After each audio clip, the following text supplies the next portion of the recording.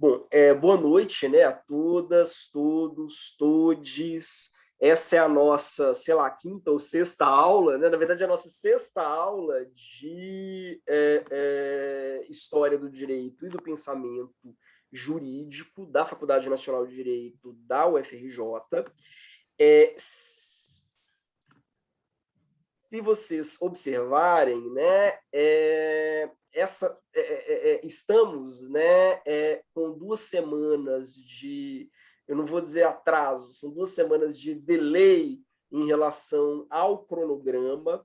Eu vou tentar, então, nessa aula de hoje, fundir duas aulas, né, fundir 2 pontos, que é o ponto sobre o antigo regime e o ponto sobre a Revolução Francesa. Embora eu tenha pedido para vocês lerem, né, o texto da Lynn Hunt sobre Revolução Francesa, que é um texto que eu acho que é bem interessante, dá um painel geral de coisas que vocês precisarão para outras disciplinas, inclusive, mas vocês verão que o meu foco ao longo da aula vai ser mais antigo regime, por uma razão simples. É um período que eu acabei, ao longo da minha vida, estudando mais. Mas, de qualquer forma, à medida que eu for, né, tratando de alguns aspectos, né, do antigo regime, nós vamos compreendendo, até pela contraposição, o que foi, né, o que significou a Revolução Francesa para o direito. O subtítulo da aula, né, é Modernidade Clássica e Gênese do Estado de Direito, vocês vão entender por quê.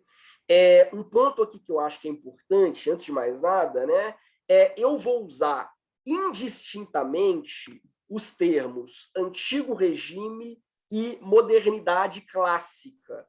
Quando eu falar de antigo regime, ou quando eu falar de modernidade clássica, eu vou estar falando do mesmo período, que é aquele período que se estende mais ou menos, né, aproximadamente, do século XVI até o fim do século XVIII.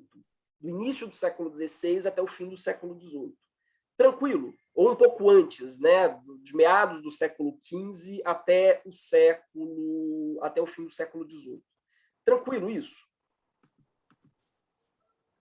Eu vou organizar a nossa aula em 4 tópicos, né, como as demais, inclusive. Primeiro, a gente vai fechar a nossa discussão sobre Idade Média, o direito como coisa devida. Depois, né, vamos falar um pouco da periodização do antigo regime. Eu vou falar da modernidade clássica, o direito como equidade, e, né, começar uma discussão sobre a modernidade tardia, né, a contemporaneidade. E aí outra coisa, né, eu vou usar contemporaneidade e modernidade tardia como sinônimos, e eu estou entendendo esse período, né, como aquele período que surge na história do Ocidente depois da Revolução Francesa, né? Então, modernidade tardia ou contemporaneidade, o direito como vontade do soberano. Então, eu vou tentar aqui fechar alguns tópicos, né, sobre Idade Média que ficaram no ar no nosso encontro da aula passada. Então, alguma dúvida em relação à aula passada? Antes de eu continuar?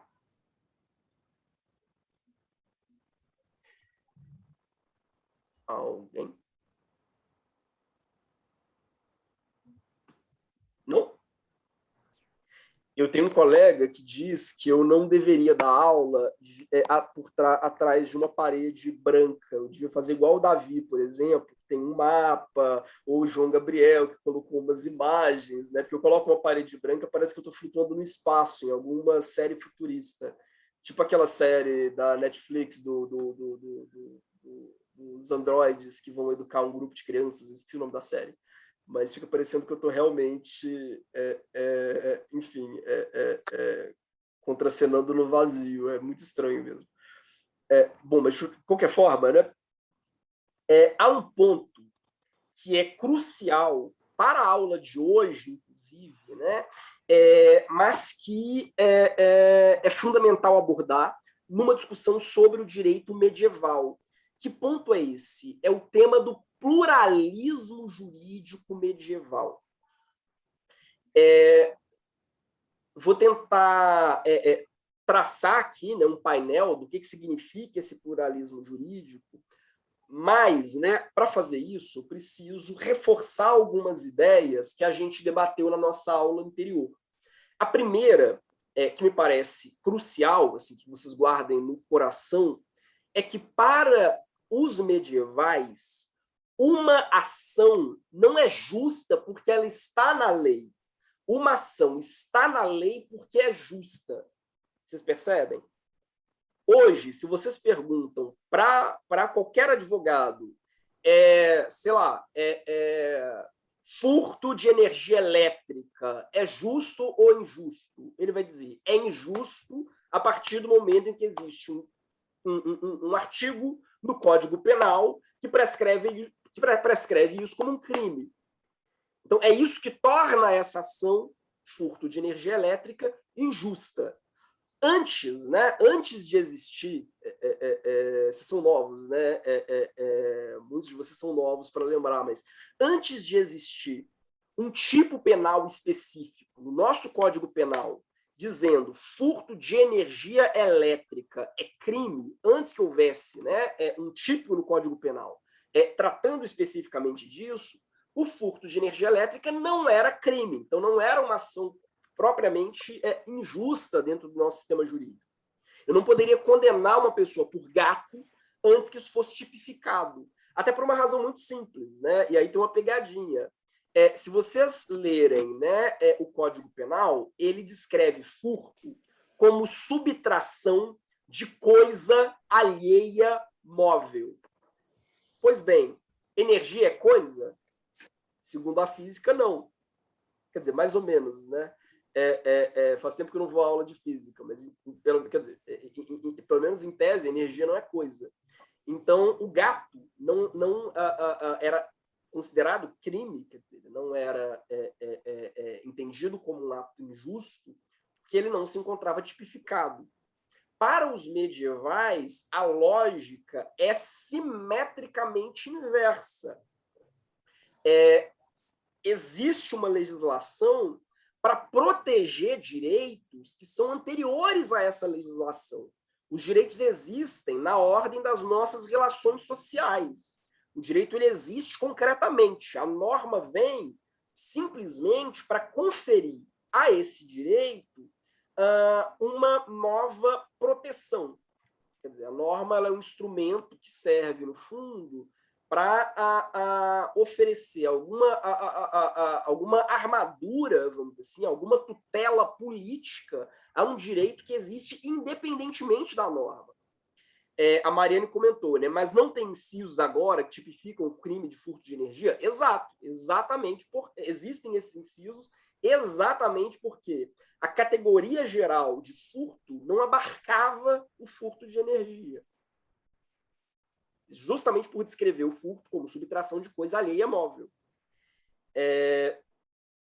O Antonino comentou, é como se fosse a positivação do costume prévio, mais ou menos. É como se... não, sim. É como se, no fundo,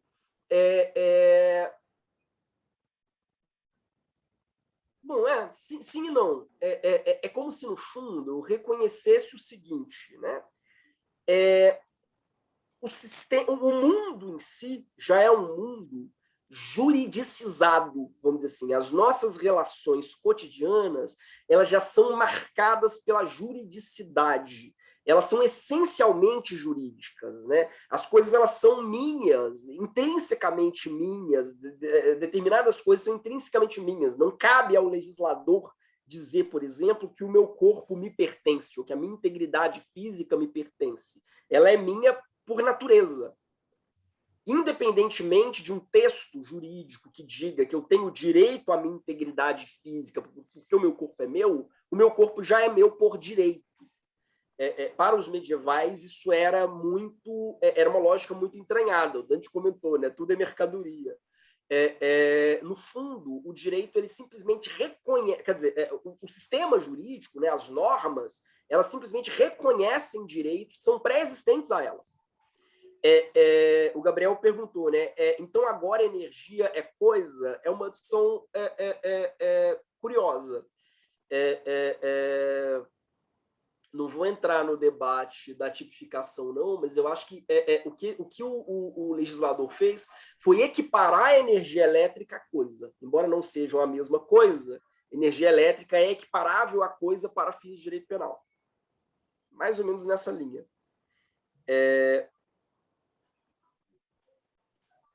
Bom, deixa eu ver outra coisa.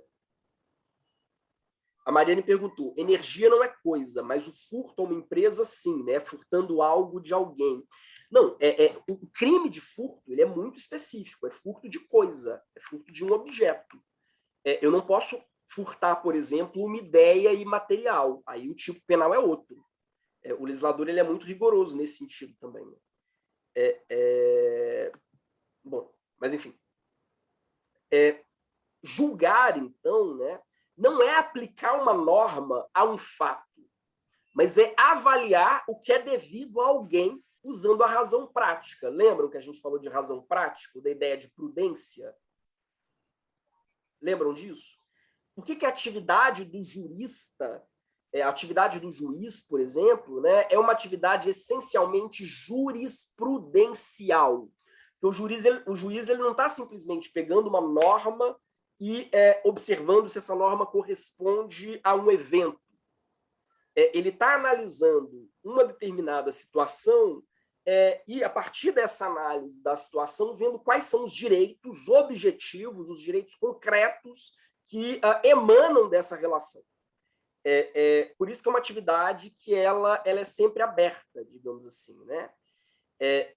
O Davi colocou, né? Legaliza o gato, que é mais fácil. Concordo. Bom, o que a gente tem aqui, então, né?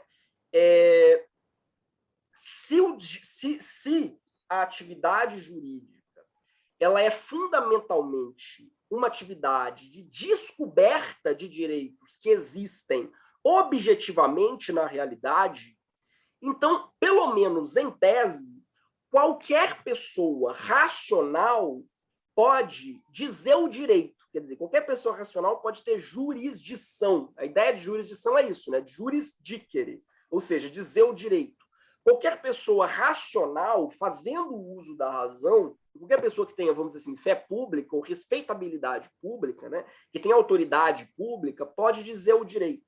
Eu não preciso da figura, né, de um funcionário público contratado pelo rei, ou pelo príncipe, ou pelo Estado. Eu não preciso da figura de um funcionário público que faça esse papel, né, de mediador ou de árbitro nas relações ou nos conflitos sociais, porque o direito não é uma atividade não é uma atividade de aplicação do texto normativo, né, a um contexto, de uma norma previamente estabelecida. O direito é uma atividade sempre de uso da razão prática para mediar um conflito, observando quais os direitos que estão intrínsecos àquela situação, né? O pessoal falou que travou. Isso, exatamente. Ai, Jesus, travou onde? O senhor estava explicando que não era preciso ser uma figura pública do Estado, qualquer coisa do tipo, para poder fazer isso, por conta que qualquer pessoa notoriamente pública que utilizasse da razão, aí começou a faltar muito. Isso, qualquer pessoa fazendo uso da razão pode, nesse sistema, e pelo menos em tese, né, dizer o direito. Qualquer pessoa pode, observando concretamente, né, as relações sociais, por meio da razão, entender o que é devido a cada um dos indivíduos envolvidos em um litígio, envolvidos em um conflito. Então, vejam, por que isso é interessante, né? Porque eu tenho um sistema no qual uma sentença mesmo, ela pode ser dada, claro, por um juiz, com algumas aspas, né, vinculado a um príncipe, mas a sentença ela pode ser dada pelo bispo, ela pode ser dada por tribunais eclesiásticos, ela pode ser dada pelos líderes das comunas. O que é uma comuna? Comuna é uma cidade independente, uma cidade então uma cidade, em geral, composta por burgueses, né? Quer dizer, composta por indivíduos que não são servos da gleba, eles não trabalham na terra, em geral são mercadores, monges, artesãos, né? As comunas, frequentemente, elas têm autonomia, elas têm estatuto independente, tanto do reino, quanto do império, do papa. Então, você tem cidades independentes, né? Comunas independentes. Então, as comunas, elas podiam também, né, dizer o direito. As corporações de ofício podiam dizer o direito. Então, eu tinha um contexto no qual vários atores, né, várias figuras, tinham legitimidade para solucionar um caso. Não havia essa ideia de que uma única figura tivesse jurisdição. Eu vou dar um exemplo simples. Eu sou um farmacêutico, um boticário, que trabalha numa comuna no norte da Itália. E eu tenho uma briga com o meu vizinho, que também é um farmacêutico, porque eu acho que o meu vizinho roubou alguns produtos meus. Eu posso, para resolver esse caso, recorrer a um representante, digamos assim, né, a um juiz que atua em nome do príncipe local. Eu posso recorrer à própria comuna, eu posso recorrer ao bispo, tem aquela expressão, né, chama o bispo, né? Mas enfim, eu posso recorrer ao bispo, eu posso, da mesma forma, recorrer à corporação de ofício, que é como se fosse, vamos dizer, um sindicato, né? As corporações de ofício atuavam como instâncias legitimadas para resolver conflitos e, inclusive, aplicar penas entre membros, vamos dizer assim, entre membros de uma mesma corporação, né? Então, eu tenho várias figuras, todas elas atuando ao mesmo tempo, no mesmo território, que têm legitimidade para solucionar. Eu não preciso necessariamente ir a um juiz togado, como ocorre conosco hoje, né? Eu posso apelar a qualquer uma dessas figuras e qualquer uma delas tem legitimidade para resolver esse conflito. Eu lembro que o Davi tinha levantado a mão. Davi. Não, professor, eu perguntei no chat, tipo, ontem a gente aprendeu falando que os costumes eles vieram antes das leis. A gente pode relacionar isso com esses juros de Serde? Qualquer pessoa pode fazer as leis ou não? Olha, sim e não. Por quê? Porque há uma percepção aqui de que as leis elas não são criadas, né? De que as leis elas surgem espontaneamente. Qualquer pessoa pode aplicar as leis. E precisamente as pessoas aplicam as leis porque as leis elas são leis que emanam da vida. Elas são leis naturais, ou elas são leis que emanam das nossas relações concretas. Não existe uma figura que vai e cria uma lei a partir do nada, da própria cabeça. O que as autoridades políticas fazem é proteger a lei, aí podem ser várias figuras, né? Proteger o direito, mas para fazer isso basta que eles tenham algum nível de autoridade e façam uso da razão. Entendi, professor. Obrigado. O Gabriel colocou, a figura do senhor feudal pode ser invocada? Sim, quer dizer, frequentemente dentro do feudo é o próprio senhor feudal que atua dirimindo conflitos, né? Depende da relação feudo-vassálica, né? Entre, enfim, tanto o senhor feudal quanto os homens livres, né? E os servos da gleba que estão subordinados, né? Em certo sentido, a ele. O Diego perguntou, os conselhos que podem banir os profissionais a eles vinculados a um resquício da razão prática, eu diria que há uma diferença aqui, aliás, 2 pontos, né?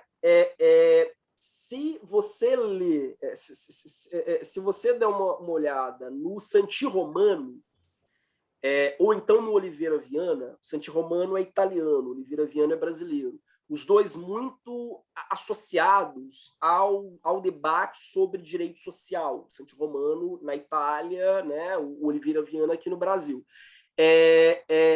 Eles também entendem que o direito contemporâneo continua sendo um direito pluralista, um direito no qual várias figuras, não só o Estado, aliás, o Estado não existe aqui, né, nesse cenário medieval, o Estado não existe nesse momento. Santi Romano e o Oliveira Viana, eles vão entender que sim, que há uma volta, vamos dizer assim, ao pluralismo jurídico em um contexto no qual os sindicatos e esses órgãos de representação eles podem fazer algum tipo de punição. Mas o que os autores contemporâneos vão dizer? Que, na verdade, quem autoriza esses órgãos a punir os seus membros é o próprio Estado. Então, eles estão atuando por delegação do Estado, eles não têm mais autonomia. Você percebe a diferença? O que autoriza um sindicato a representar os seus membros e, inclusive, eventualmente puni-los por algum mal feito, né? Sei lá, o sindicato dos médicos, com muitas aspas. É a legislação autorizada pelo Estado. Então, na verdade, o sindicato ele não tem autonomia, não a autonomia que as corporações de ofício tinham. A corporação de ofício não precisa de uma norma do rei para atuar. Ela não precisa de uma norma do Papa ou do imperador para atuar. Ela tem autoridade por si mesma. Vocês percebem? Porque a autoridade dela vem da razão, ela não vem da vontade de quem estabelece as normas, porque ninguém estabelece as normas. As normas, vamos dizer assim, brotam. Muito abstrato? Não, beleza. Mesmo? Tranquilo? Uhum. Isso traz um ponto interessante, né? Porque é isso que os medievais eles chamavam de ius comune. O que é ius comune, né? O direito comum. É essa compilação de doutrina e de costumes, né? Mas que, pelo menos em tese, né? Seriam documentos, textos mesmo, de juristas e por aí vai, né? Que representam uma expressão dessa descoberta do direito, de direitos que foram sendo descobertos ao longo do tempo. Veja, não direitos que foram sendo criados, direitos que foram sendo descobertos. A ideia de que o direito ele é descoberto pela análise racional. É por isso que a figura do jurista ela é tão importante. O jurista é aquela pessoa que foi treinada para, observando um determinado contexto, descobrir quais os direitos estão envolvidos e qual a melhor forma de pacificar conflitos dentro daquele contexto. Percebem?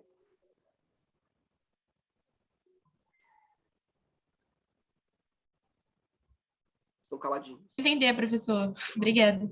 Mesmo? Sim, sim. Não está abstrato, não. Eu vou dar alguns exemplos. Professor, Oi? antes do senhor passar para o próximo slide, eu tinha uma pergunta sobre o anterior, e se refere Manda. justamente à representação iconográfica que o senhor pôs ali, porque eu achei muito interessante, apesar dos pressupostos que estão nos pontos dos slides, né? Porque eu sinto que tem uma disposição hierárquica, tem um, não sei se é um soberano, seria um juiz, quem são esses dois Não, auxiliares, isso aqui é uma quem que é essa escola. figura central? Ah, tá, entendi. Nossa, sério Isso é uma mesmo? escola. É uma Tem imagem nome? da escola de Bolonha, salvo engano.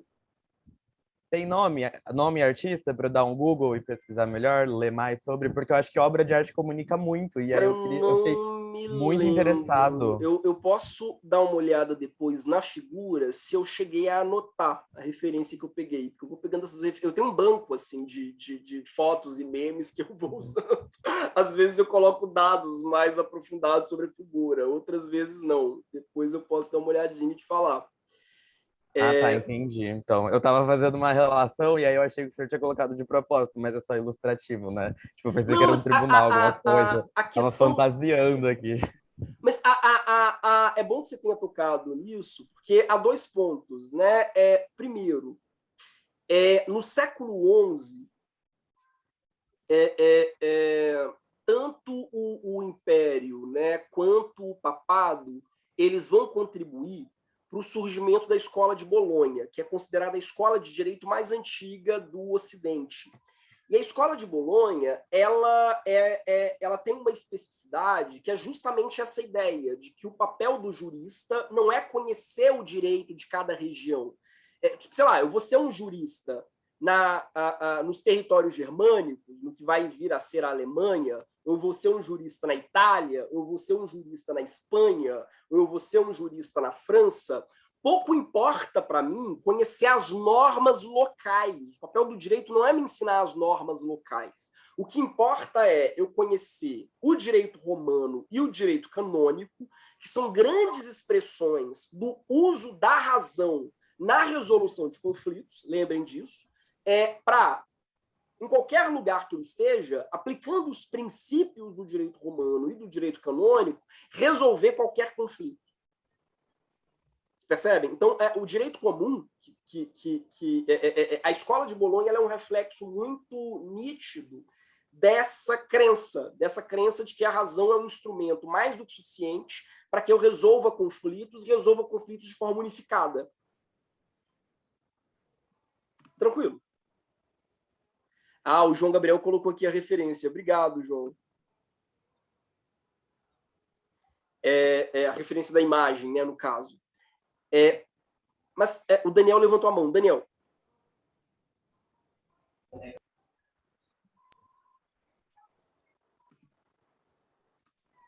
Tá me ouvindo? Sim, agora sim. Agora sim? Boa noite, professor, primeiramente. Eu só fiquei com uma dúvida em relação com a aula sobre o direito romano.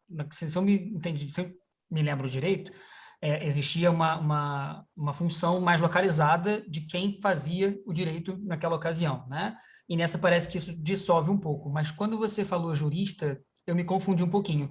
Ainda tem uma pessoa cujo papel seria fazer esse registro em texto, em doutrina, desse ius comune, ou seriam bispos, ou príncipes, ou outras pessoas que assumiam para si essa função?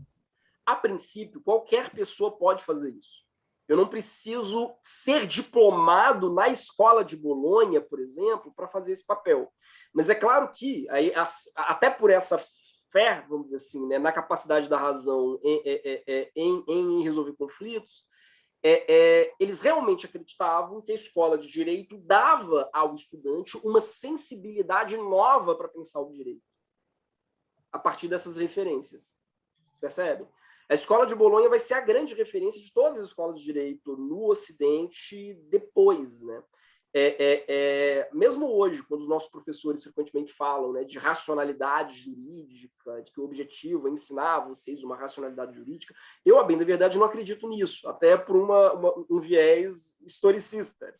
Mas ainda hoje as escolas de direito acham, né, que o papel do ensino do direito é ensinar aos alunos um conjunto de técnicas que, tudo bem, por um lado, as especificidades do direito nacional, mas, por outro lado, as técnicas que você aprende aqui serão as mesmas que você aprenderia na Itália, o que você aprenderia na França, o que você aprenderia na Venezuela, o que você aprenderia no Haiti. Vocês percebem? Isso é muito característico hoje da maneira como a gente vê o direito, né? Enfim, esse processo é importante. Obrigado, professor, deu para entender. Tranquilo. Aliás, só uma outra coisa, João, em relação às hierarquias das escolas de direito, das escolas de forma geral, né, há uma coisa muito interessante na escola medieval, que é a ideia de que, como é que eu vou dizer, de que existem hierarquias, mas essas hierarquias elas são orgânicas. Quer dizer, a ideia de que o professor é fundamentalmente um aluno mais velho, ou é alguém que, em meio a um debate, e a ideia de disputácio é muito importante, né? A ideia de que eu disputo argumentos. Em meio a uma série de disputas de argumentos, ele foi, e todas as grandes cerimônias da universidade, sei lá, a cerimônia para se tornar um jurista, a cerimônia para se tornar um doutor, todas as cerimônias elas seriam uma espécie de grande disputa na qual eu derroto professores que vieram antes de mim. Então, eu revelo a minha capacidade de, num debate racional, estar acima da hierarquia dentro dessa matilha, né? Ou dentro dessa corporação. É uma lógica bem interessante. Bom, há um ponto aqui que eu acho que pode ajudar a ilustrar um pouco isso que eu estou dizendo, que é eu até coloquei aqui uma foto de uma série que eu amo, que é Desencanto, do Matt Groening, tem na Netflix. Diga. Também amo essa série, é muito boa. É ótimo, eu me divirto horrores. E há um ponto aqui que eu acho que é interessante, que é o seguinte, né? Diferentemente do que a gente tende a imaginar, o príncipe na Idade Média não está acima da lei, ou melhor, ele não está acima do direito. Por quê? porque a atuação do monarca, digamos assim, do soberano, né, ela é profundamente restringida, seja no conteúdo pelo direito natural, um príncipe jamais pode violar o direito natural nas suas deliberações, né, pelo menos em tese, né, e na forma, ele também está restringido por outras autoridades, como o papado, como o Sacro Império Romano Germânico, como as corporações de ofício. Um príncipe ele pode deixar de ser obedecido. Aliás, Tomás de Aquino fala isso de uma forma muito enfática, em pelo menos 2 textos célebres, né? Que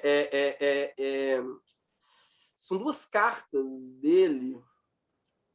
Nossa, eu não vou lembrar agora. Bom, mas, enfim, deixa para lá. Mas qualquer cidadão, a princípio, tem legitimidade para descumprir um comando de uma autoridade, caso esse comando viole o direito natural ou esbarre com outros comandos de autoridades concorrentes.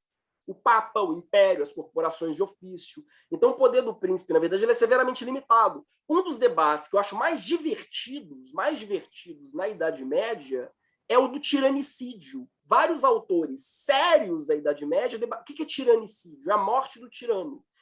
Fazia parte do direito medieval especular, quer dizer, e justificar a possibilidade. Hoje a gente tem impeachment, né? Embora a gente use pouco. Os medievais não tinham impeachment, mas eles tinham um tiranicídio. E vários juristas medievais escreviam sobre a legitimidade da população matar um governante que, porventura, desrespeitasse o direito natural ou desrespeitasse outras esferas de autoridade dentro do direito comum.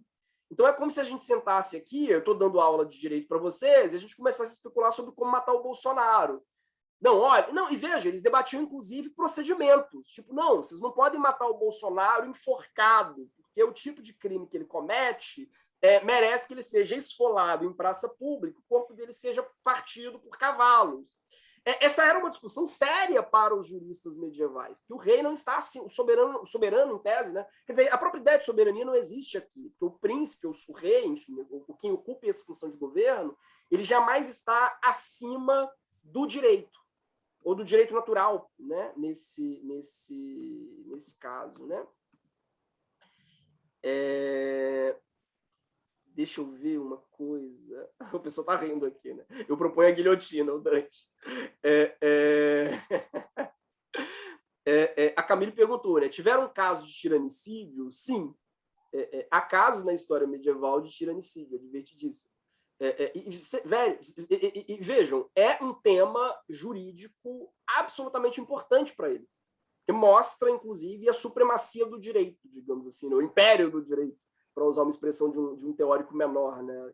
que as pessoas leem hoje, sabe-se lá Deus por quê. Mas essa ideia de império do direito era absolutamente essencial para os medievais. Assim, o rei pode ser morto por descumprir o direito natural. O Vinícius perguntou, né? No contrato do feudo, o senhor feudal tinha que respeitar os termos do contrato com quem ia trabalhar na terra dele. Eles tinham direito a se vingar. Exato. Era um sistema profundamente bilateral, digamos assim, né? Não era unilateral. O Antônio comentou, né? A Idade Média não é tão das trevas assim como o povo gosta de pintar, né? Ela tem alguns aspectos que são bem interessantes, embora eu jamais fosse viver em qualquer mundo que não houvesse penicilina, mas benzetacil. Mas em termos de sistema político, né, o que eu acho que é importante que vocês guardem é que não é um sistema anárquico, que a gente tende a imaginar, né, que tudo aquilo que não é moderno, centralizado e burocrático é absolutamente anárquico. E não é assim. Quer dizer, embora não tivesse um Estado centralizado, a Idade Média ela não era caótica. A Raquel levantou a mão. Raquel. Professor, mas nesses casos de tiranicídio, ou até de tomar uma decisão, como é que era? Se tivesse pessoas contra, eles não faziam? Tinha que ter maioria? Tipo, era uma votação? Eu não entendi direito. Olha, Tomás de Aquino, por exemplo, ele vai especular também sobre tiranicídio e ele vai dizer que nem todas as pessoas estão autorizadas ao tiranicídio. Então, não é algo... Ele vai dizer, olha, sei lá, barões estão legitimados para cometer tiranicídio, representantes da igreja... Eles têm procedimentos específicos para deliberar sobre o tiranicídio. Você percebe? Entendi. Mas alguns autores são mais radicais, quer dizer, qualquer um, inclusive da população leiga, digamos assim, da população totalmente despossuída, pode, em tese, praticar o tiranicídio, e outros vão entender que não, que é preciso um procedimento e que há algumas figuras que estão autorizadas, digamos assim, né, a mandar o soberano. Não era para guilhotina naquela época, porque a guilhotina ainda não existia, né, mas para esfolar o soberano. Havia algumas figuras que tinham autoridade para isso. Tranquilo, gente? Sim? Dante, você quer comentar alguma coisa? Não, prof, perfeito. Eu sempre chamo Dante, gente, porque o Dante é historiador, né? Então, é um historiador em erva, né? Está se formando agora. Então, para eu não passar muito mico. A Raquel comentou, né? Métodos mais primitivos de execução. Podem ser mais divertidos, né? Ficar jogando tomate no Bolsonaro, né? Jogar tomate até a pessoa morrer, né? Morrer sufocada de tomatadas. Né? Bom, aqui, então, eu acho que há algumas diferenças, né? Eu fiz um esqueminha a partir do Paulo Grossi. Há algumas diferenças entre o direito contemporâneo, o nosso direito agora, né? E o direito medieval, que eu acho que podem ajudar a gente a entender melhor esse sistema, né? O direito medieval, ele é muito marcado pela figura da comunidade. O indivíduo, ele é meio que absorvido pela comunidade, né? Tanto que, frequentemente, o direito ele não é meu, o direito é do meu estamento, o direito é do grupo ao qual eu pertenço, né? O direito contemporâneo, não, ele dá uma importância muito maior, dá uma primazia à figura do indivíduo, né? O direito medieval ele é muito marcado por essa não consumação do poder político. Como assim não consumação do poder político? O poder político não, o poder político ele é condicionado pelo direito. O poder político ele precisa ser a atuação dele é delimitada pelo direito natural, né, e pela ideia de direitos costumeiros anteriores, né? Já o direito contemporâneo, não. O que a gente vivencia é realmente a consumação do poder político. Um exemplo interessante é o dos costumes. Ainda hoje, se vocês abrirem, né,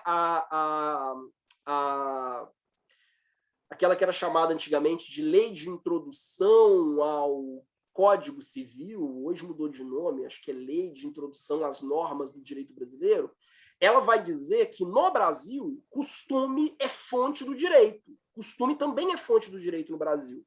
Mas costume só é fonte do direito agora porque a legislação autoriza. Antes não. Quer dizer, antes era o oposto, né? A legislação ela é fonte do direito à medida que ela não esbarra nos costumes. Hoje, o costume ele pode ser usado como fonte do direito à medida que ele não esbarra na legislação. O direito medieval era marcado por aquilo que, né, o Paulo Grossi ainda chama de sociedade de sociedades. Por que sociedade de sociedades? Eu gosto de dizer, né, aí vocês vão perdoar a expressão que hoje, parando para pensar, é bem etnocêntrica, né, mas é muito cacique para pouco índio. Em que medida muito cacique para pouco índio? Eu tinha várias instituições no mesmo território mandando ao mesmo tempo. Pensem só, o fato de eu estar, sei lá, na Itália, Itália não existia também, né? Mas sei lá, o fato de eu estar em Florença, por exemplo, né? Florença era uma comuna, significa basicamente que eu estou em Florença subordinado ao Papa, eu estou subordinado ao imperador do Sacro Império Romano Germânico, porque tanto o Papa quanto o imperador têm autoridade universal. Estando em Florença, né, eu estou subordinado, né, à família Médici, dependendo do período, né, mas enfim, não, estou pensando no período anterior a esse, né, mas eu estou subordinado à comuna, eu estou subordinado, se eu for membro de alguma corporação de ofício, a essa corporação de ofício. Então, há várias figuras disputando o poder ao mesmo tempo. todas essas figuras com autoridade para determinar o que é o direito. Na contemporaneidade, não. A gente tem um sistema mais clean, vamos dizer assim. Por que mais clean? Porque dentro de cada território, pelo menos em tese, o Estado centralizado ele detém aquilo que o Max Weber, né, vai chamar de monopólio do exercício legítimo da violência, ou monopólio da violência, ou seja, só o Estado tem o poder de punir. A gente vai ver um pouco como isso ocorre, né? Como é que a gente vai de um modelo que é de sociedade e sociedades para um modelo de Estado centralizado. Mas veja, isso não existe na imensa maioria dos povos do planeta e na imensa maioria das eras, mesmo dentro da cultura ocidental. A ideia de um Estado centralizado que absorve, né, em suas próprias mãos o direito exclusivo de aplicar penas e de determinar sentenças, isso é muito novo. Para a gente parece um negócio que é impossível pensar numa sociedade que não seja organizada assim, que é muito engraçado. Sobretudo se a gente lê, sei lá, o livro do Pierre Clastres, né, que ele vai pensar nos povos ameríndios aqui no Brasil. Mas dentro desse sistema medieval, esse modelo também não existia. Então, o sistema medieval ele é marcado pelo pluralismo jurídico, aquilo que o Paulo Gross chama de tecido de autonomias, né? Já o direito moderno não, ele é marcado pelo monismo jurídico. É claro que esse monismo jurídico é uma ficção. Por que é uma ficção? Porque se a gente para pensar, a gente vive num mundo, como o colega apontou, em que os sindicatos continuam produzindo direito e resolvendo conflitos entre seus membros. O tráfico, as milícias também continuam produzindo direito. Não tenham dúvida, são normas dotadas de sanção, e mais do que isso, né? Normas, porque não basta que seja uma norma dotada de sanção, é uma norma dotada de critérios de aplicação da sanção. A máfia tem isso, seguramente. Qualquer milícia que domine, sei lá, Rio das Pedras, tem isso também. Então, o que me impede de dizer que se trata também de um sistema de ordem jurídica? O sistema medieval ele é muito marcado, né, pelo primado dos costumes e da doutrina. Por que dos costumes e da doutrina? Porque é o entendimento de que o direito ele surge espontaneamente, o direito é descoberto, o direito ele não é criado. Já o direito contemporâneo ele é marcado pelo primado da lei. Para que algo seja direito, ele é preciso ser positivado por uma autoridade legitimada para tanto. Bom, vamos lá. Algumas perguntas aqui interessantes também. O Gabriel perguntou: o direito natural estamental? É uma questão muito interessante. Alguns autores medievais vão entender que se você pertence a esse estamento, se você pertence a essa casta, vamos dizer assim, você pertence a ela por natureza. Outros autores vão entender que você pertence por convenção. Mas, ainda assim, essa convenção ela precisa ter respaldo no direito natural. Todos somos iguais, em tese, todos somos naturalmente iguais, porque todos somos filhos de Deus, feitos à imagem e semelhança dele. Mas, por outro lado, e essa é a questão, né, é possível, por meio de convenções, para melhor gerir a vida coletiva, separar as pessoas em estamentos. Mas mesmo essa separação em estamentos, ela não pode ofender, digamos assim, essa lógica intrínseca do direito natural. A Camille perguntou: professor, pode voltar nessa distinção entre comunidade e indivíduo? A gente vai voltar a ela nas nossas próximas aulas, mas ela não é tão importante assim para essa discussão. Mas o que eu acho que é importante é entender que cada indivíduo aqui ainda é visto como parte de uma comunidade. Você é visto como parte de uma comunidade. Razão pela qual, inclusive, né, algumas punições elas não são aplicadas ao indivíduo diretamente, são aplicadas à comunidade como um todo. O direito moderno, não. O direito marcadamente individualizado. Dante.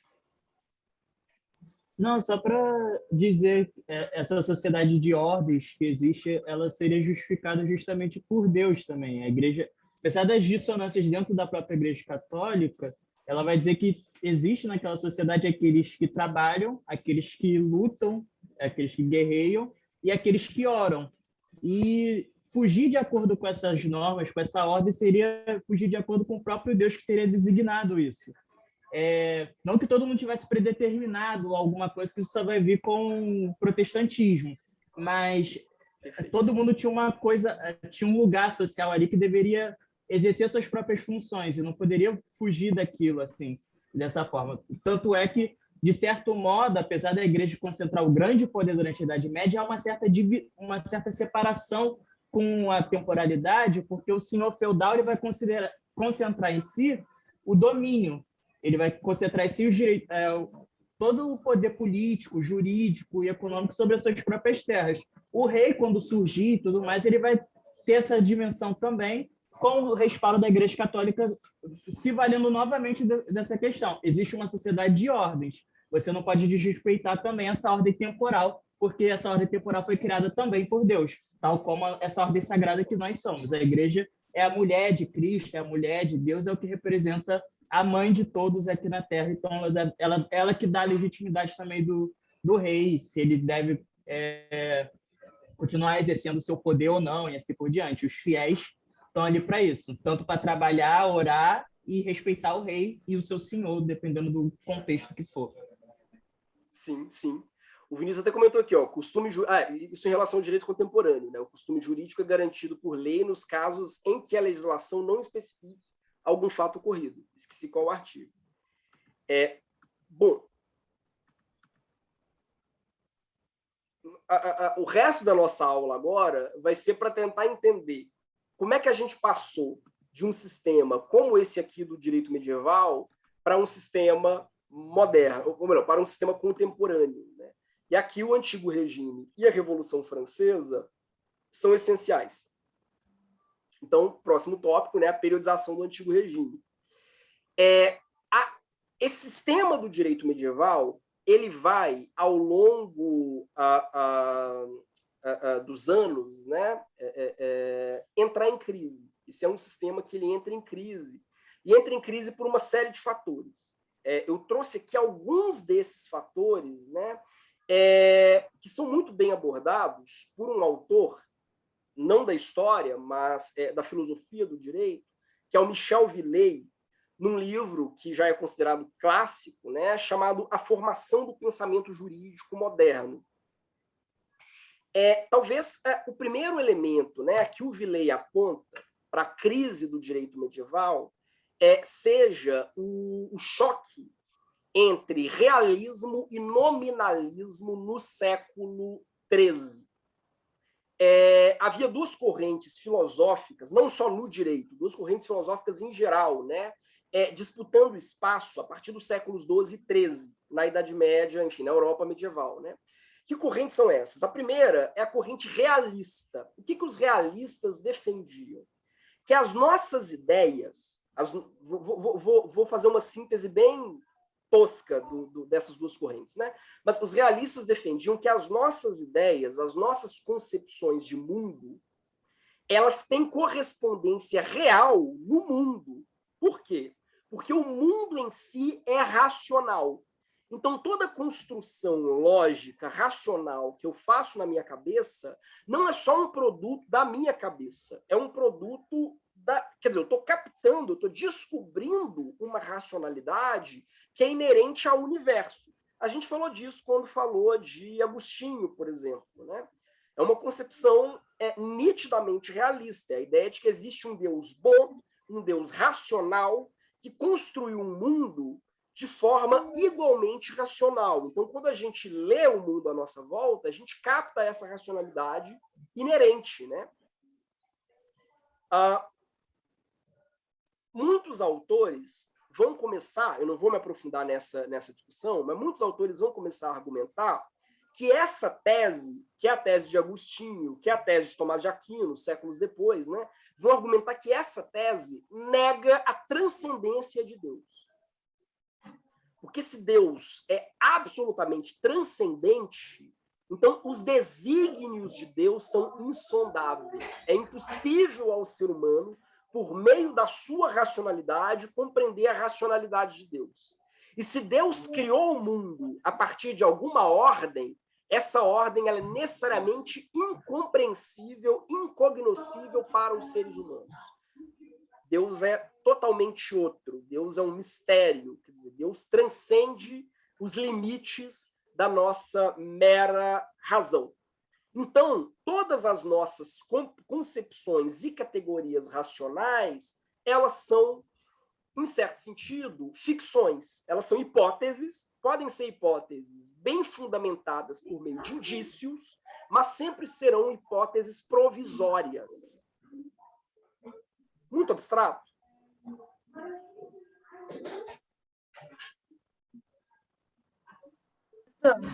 Não, faz todo sentido, professor. Essa parte que você explicou agora é o nominalismo? Uhum. Sim. Sim, é só porque eu me perdi um pouco. Mas sim, sim. Essa última parte é o nominalismo.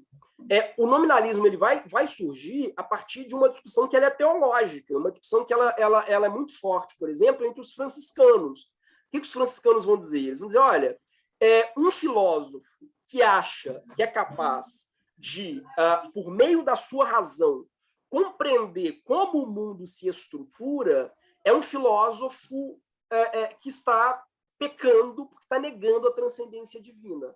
É um filósofo que não compreende que Deus, vamos dizer assim, escreve certo por linhas tortas. Né? Há dois autores muito emblemáticos nessa discussão, que são o Guilherme de Ockham e o Marcílio de Pádua. Aliás, se vocês observarem o livro do Humberto Eco, O Nome da Rosa, por que o Nome da Rosa se chama O Nome da Rosa? Porque é um livro cujo personagem principal, o Guilherme de Baskerville, é um nominalista franciscano. Aliás, o Guilherme de Baskerville, no livro do Humberto Eco, ele traz, né, o primeiro nome, Guilherme, em homenagem ao Guilherme de Ockham, outro franciscano, e o segundo nome, Baskerville, em homenagem a um dos contos célebres do Sherlock Holmes. Porque essa mudança, né? Porque, veja, se o mundo não tem uma racionalidade intrínseca, ou pelo menos, né, ele tem uma racionalidade, mas eu não posso captá-la, até porque a vontade de Deus é sempre misteriosa, então a única forma de eu compreender alguma coisa no mundo é avaliando por meio de indícios, é avaliando por meio da pesquisa empírica, é avaliando por meio de hipóteses que são sempre provisórias, ou seja, há uma abertura maior aqui. É muito engraçado. A crença de que o mundo não é racional, ou de que a racionalidade do mundo não é acessível a nós, é que prepara o caminho para a ciência moderna. Diferentemente do que a gente tende a imaginar. A ciência moderna não é aquela ciência que vai dizer que o mundo é racional, inerentemente racional. É aquela que vai dizer que o mundo não é racional, e pelo fato de o mundo não ser racional, toda aproximação do mundo é sempre por meio de hipóteses, que precisam ser, a todo momento, verificadas a partir da pesquisa empírica e indiciária. Vocês percebem?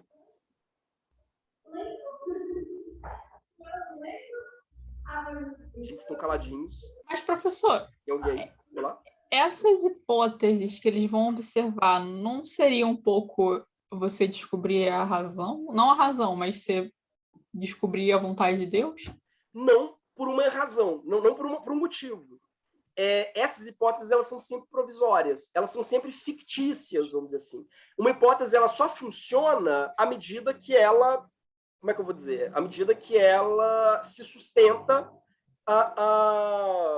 à medida que ela funciona para que eu crie previsões, mas essas previsões elas são sempre provisórias. Nenhuma previsão ela pode ser universalizada necessariamente. Quer dizer, enquanto hipótese, ela pode ser sempre refutada, e é importante que ela seja, inclusive, refutada, por novas hipóteses que têm uma capacidade preditiva maior. Muito abstrato. Entendi. Não, faz sentido. Aí foi a partir disso que a ciência evoluiu, porque ficaram fazendo várias hipóteses, né, de outras hipóteses, e aí foi evoluindo os saberes, né, tipo... E há uma preocupação muito grande, por exemplo, vocês pegam um grande franciscano, que é o Roger Bacon. Roger Bacon ele vai estudar botânica. Roger Bacon não está preocupado em descrever qual é a alma das plantas, como o medieval faria, ou qual é a função das plantas no sistema universal, tal qual dada por Deus. Ele está preocupado em dissecar a planta, que é uma coisa muito estranha. Ele pegava a planta, abria e ficava copiando, enfim, desenhando, rascunhando o formato da planta para dizer, olha, eu acho que isso aqui é um órgão reprodutor da planta, eu acho que a pétala funciona para isso, mas para eu chegar a essa conclusão eu preciso dissecar outras plantas. Percebem? Mas não há essa crença na transparência do mundo, né? Não há essa crença de que o intelecto humano ele é equivalente, digamos assim, ao intelecto divino, e que quando eu observo o mundo é o encontro, né, da racionalidade divina com a racionalidade humana. Isso cai por terra nesse momento, né? A Laís levantou a mão. Laís. Oi, professor, boa noite. É Laís. A Laís, desculpa. Isso, não, tudo bem. É para perguntar se essas hipóteses que começaram a surgir com o nominalismo favoreceram uma crise dentro da igreja, aí tem a reforma, então, como eles começaram a não justificar assim na fé, porque até, por exemplo, em um dos ritos da igreja católica, eles falam eis o mistério da fé, em um dos ritos. Então, seria, por exemplo, uma influência dessa corrente e que também favoreceu a crise dentro da própria igreja, na época? Olha, tanto a reforma quanto a contra-reforma acabam, como é que eu vou dizer,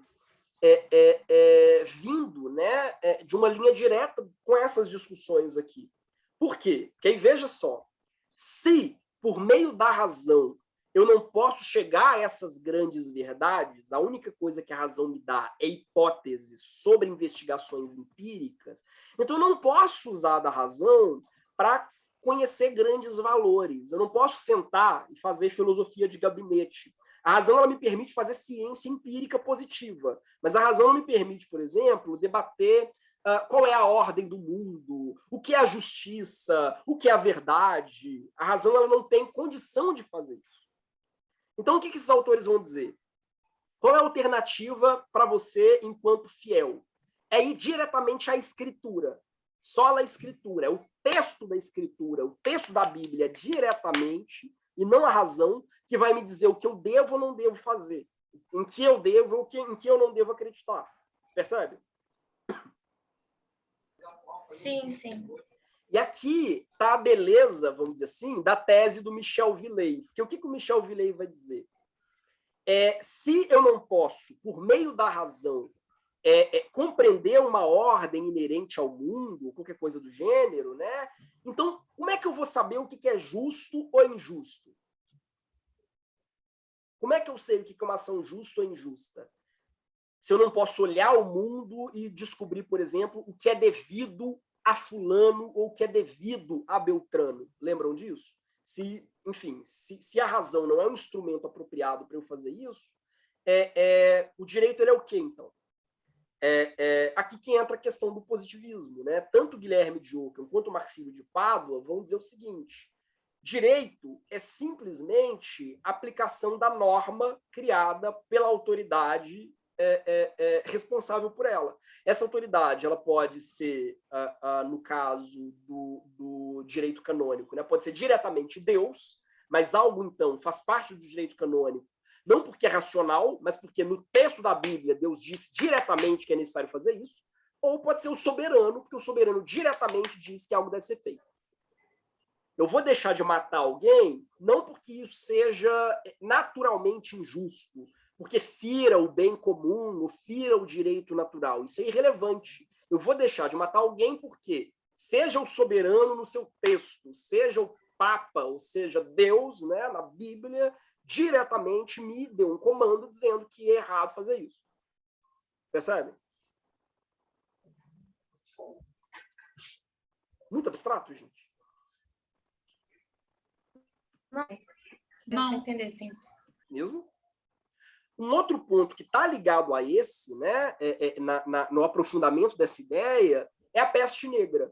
a peste negra ela acaba representando no século XIV, né, uma radical dessacralização do corpo. Por que uma dessacralização do corpo? Porque é uma razão muito simples, né? Se eu acordo e vejo toda a minha família morrendo com enfim, pústulas, feridas enormes saindo e qualquer outra coisa, eu perco a fé de que o mundo ele é criado de uma forma puramente racional e lógica. Percebem? Então, a peste negra acaba sendo um grande abalo também na ideia medieval de direito natural, porque ela põe um pouco em xeque a ideia de que a natureza em si é ordenada. Tranquilo?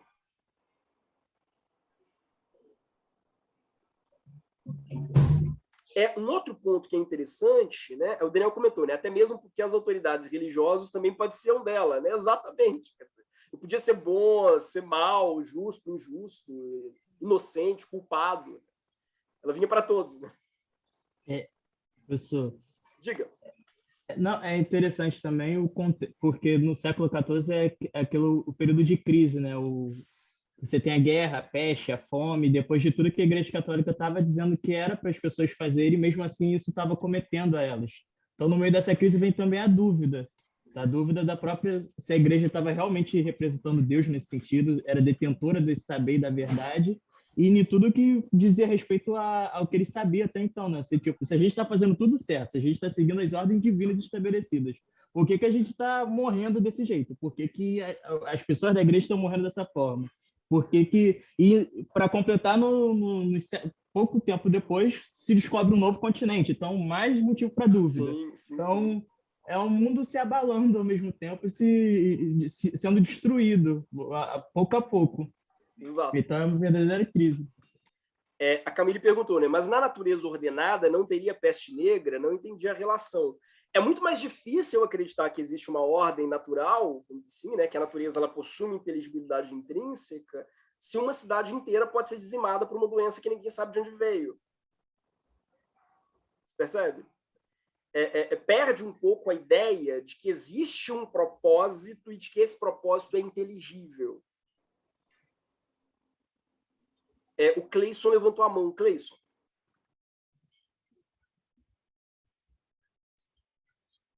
Cleison. Olá. Acho que está tendo problema no microfone dele, que eu vi que ele meu abriu. Deus. Tá saindo. Não te ouvimos.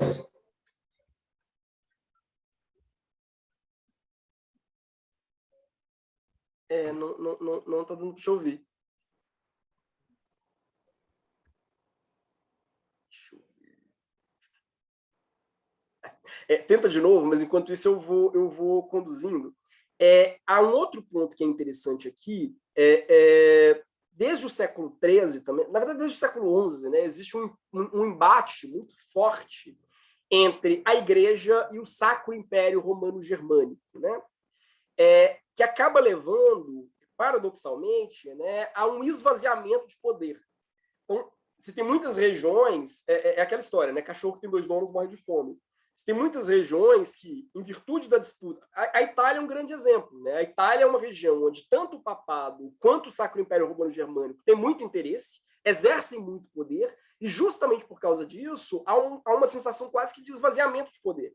Então, outras figuras começam a surgir, como as grandes casas reais, né? As grandes casas monárquicas começam a pipocar em vários lugares na Europa, justamente por essa falência da autoridade papal e da autoridade imperial. E, por fim, né, aliás, esse é um dos temas da minha dissertação, está na internet, Raízes Medievais do Estado Moderno. Bom, e, por fim, o século XVI, né, ele também tem, como o Dante antecipou, o processo de conquista da América, né, que é um choque, até por uma razão. Até então, as pessoas acreditavam, né, que o Mediterrâneo era literalmente o centro do mundo. O mar Mediterrâneo era o centro do mundo. Você tinha 3 grandes continentes, Ásia, Europa e África, os 3 orbitando em torno do Mediterrâneo, né? E é precisamente por causa disso que Cristo teria nascido ali, facilitando, vamos dizer assim, a difusão da palavra, né? Quando você descobre um novo continente, é um choque. Onde é que eu encaixo esse povo dentro dessa leitura absolutamente simétrica do mundo? Vocês pegam alguns mapas medievais, são interessantíssimos até, porque eles retratam o mundo como se fosse uma flor de lótus, assim, né? Como se fosse um trevo de 3 folhas, né? Com o Mediterrâneo no meio, a Europa, a Ásia e a África, né? Realmente um sistema que é triangular, né? Quando eu encontro a América, tem uma crise muito grande dessa ideia mesmo, de uma certa ordenação do mundo. O mundo está ordenado dentro desse esquema, né? O Márcio até perguntou, né? Nesse período que vai ocorrer o saque de Roma, Dante, é com você. Eu fiquei confuso, porque tem saques de Qual Roma. deles, né?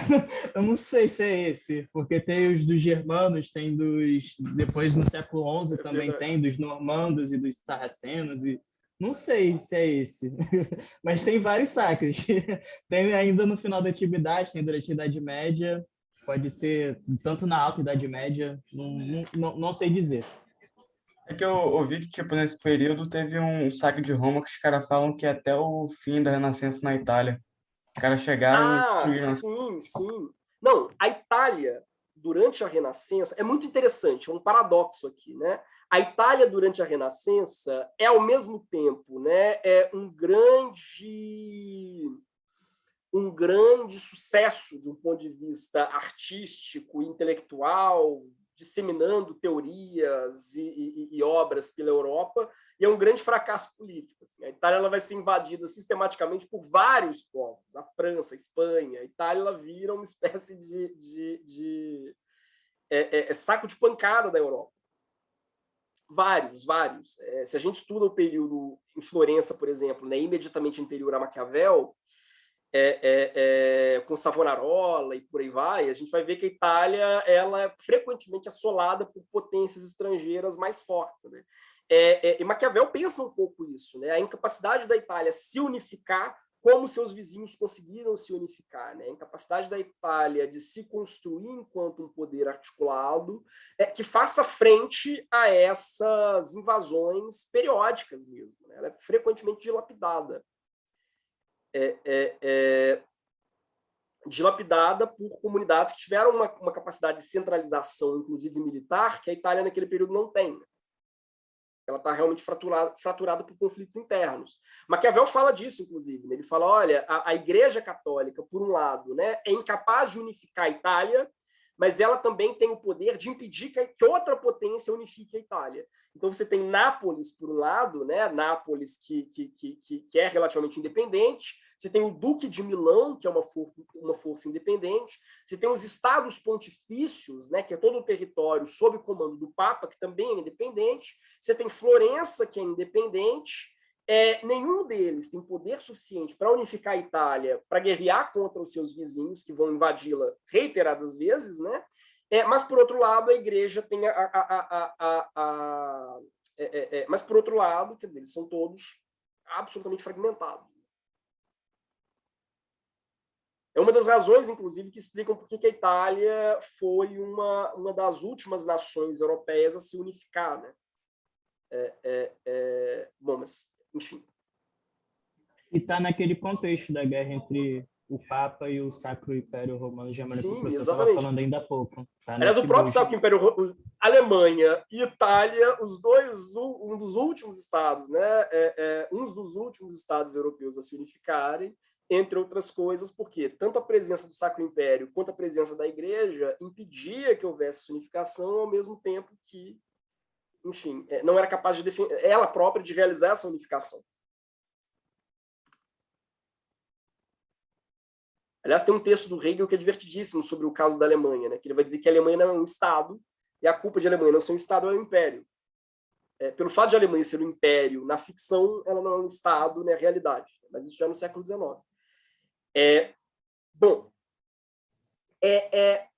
Por causa de todos esses elementos, né, a gente vê um processo no século XVI e XVII, que é um processo muito peculiar. que é, aí sim, de construção da ideia de soberania. O que será a ideia de soberania? Né? Primeiro, né, é a ideia de que o rei é imperador em seu próprio reino. O que isso significa? O rei é imperador em seu próprio reino. O rei detém o monopólio da violência. O rei não vai aceitar a jurisdição, ele não vai aceitar o direito de outras figuras que não o dele próprio. Isso é um ponto. O Maquiavel, né, tanto com toda a discussão que ele vai fazer, né, entre separação entre política e moral, né, no fundo, está tentando estabelecer essa clivagem, estabelecer essa divisão. Vai dizer, olha, direito canônico não se aplica aqui, digamos assim. As normas costumeiras ou religiosas, as normas enfim, dogmáticas mesmo, né, não podem se sobrepor à vontade do legislador, do príncipe, né, digamos assim. Né? Daí a própria ideia de razão de Estado. Né? Eu gosto de dizer que o que significa razão de Estado? Né? O Estado tem razões que a própria razão desconhece. Né? Não existe uma razão prática comum, isso não importa para a política. Não existe uma capacidade natural de decidir. Os motivos, as razões do soberano sempre preponderam sobre qualquer outro motivo, sobre qualquer outra razão. Isso é um ponto crucial. Baudin, mais ou menos contemporâneo a Maquiavel, né, um pouco posterior, vai, da mesma forma, dizer o seguinte: o poder do Estado é autofundante e autolegitimante. O príncipe ele não precisa apelar... O príncipe ele não precisa apelar, né, para normas religiosas, para normas morais, para o direito natural. O poder do príncipe se assenta sobre si mesmo. A ideia de soberania em Baudin é isso. O poder do príncipe ele se sustenta por si mesmo. As normas do príncipe elas têm legitimidade por si mesmas. O Baudin ainda vai dizer, olha, é claro que a gente deseja que um príncipe cristão observe, né, a Bíblia, observe as normas de direito canônico, mas o único peso que elas têm sobre ele é moral. Elas não têm nenhum peso político ou jurídico sobre o príncipe. O príncipe faz o que ele quiser. O poder dele é absoluto. Bossuet, da mesma forma, é muito engraçado. A gente fala de direito divino dos reis. Direito divino dos reis não é uma tese medieval. Direito divino dos reis é uma tese moderna, uma tese que começa no século XVI e XVII. E inclusive, contrária à lógica medieval. Porque o direito divino dos reis vai dizer basicamente o seguinte: o que confere poder ao rei não é o Papa. O que confere poder ao rei não é o costume. O que confere poder ao rei não é o direito natural. O rei é ele próprio um representante direto de Deus na Terra, sem mediação. A igreja vai se opor à doutrina do direito divino dos reis. E ela se opõe à doutrina do direito divino dos reis precisamente porque representa uma subtração de poder. O príncipe vai dizer, olha, no meu território, o Papa não manda. No meu território, o bispo não manda. No meu território, os tribunais eclesiásticos não mandam. Quem manda no meu território sou eu, porque eu sou diretamente o representante de Deus, sem a necessidade de mediação do Papa. O Papa não é o único vigário de Cristo. Se eu estou no poder, é porque eu também sou um vigário de Cristo. Eu também sou um representante de Deus. Percebem? Deus deu o poder para mim. O Dante comentou, né? Lutero é um exemplo também dessa lógica. Exato. Quer dizer, então você tem uma virada aqui. Quer dizer, sou filho de Deus. O príncipe ele vai dizer, no fundo, Deus elege, né, os detentores do poder. Né? Se eu estou no poder, é porque, de alguma forma, Deus conspirou para que eu chegasse aqui. Não importa quantas pessoas eu tenha matado, envenenado, traído, mas foi a mão de Deus atuando de alguma forma para que eu chegasse aqui. E se eu estou aqui, eu tenho o direito de exercer o meu poder diretamente, sem qualquer necessidade de direito natural ou de direito canônico. Vocês percebem? Acho que a Mariane levantou a mão. Mariane. Professor, isso também tem muito a ver com a bula sílabus, né? em 1800 e pouco, porque foi justamente uma maneira de afetar o poder do imperador, né? Sim, mas veja, é um processo que ele vai se construindo desde o século XVI. Quer dizer, ele vai caminhando desde o século XVI essa percepção de que, no fundo, o poder do soberano é um poder que não depende do direito natural. Vocês percebem? Isso é que eu acho que precisa ficar reforçado, digamos, né? A ideia de que o poder do soberano, ele não... E mais do que isso, é um poder que, dentro do meu território, não precisa concorrer com outras forças.